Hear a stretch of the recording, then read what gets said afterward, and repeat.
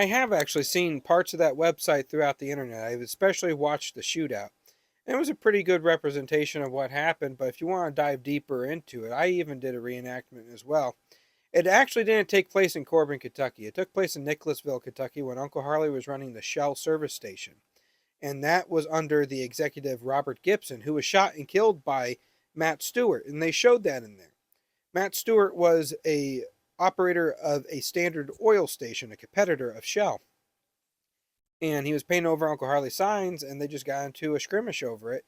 And Matt Stewart killed Robert Gibson, and my uncle picked up Robert's gun and shot Matt Stewart, but not killing him. He was killed not years, but a few months later by a police officer that was there to arrest another one of his workers for getting in another altercation. In the Hall of Colonels, they also show Johnny Miller, and I remember seeing that picture. That's why I recognize him, not because he was dressed like my uncle, because I've seen that before in the past, that image.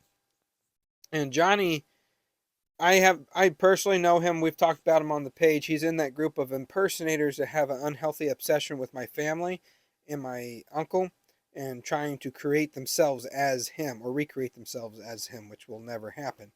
He used to represent the brand and work for them, which is why he was displayed on there. But I have voiced my opinion to the brand for a long time of how my family does not like the dude.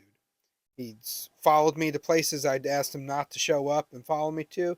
He's told people in front of my family that he is the real Colonel Sanders. And the way that he went about that was just creepy and uncomfortable, and I just want nothing to do with that.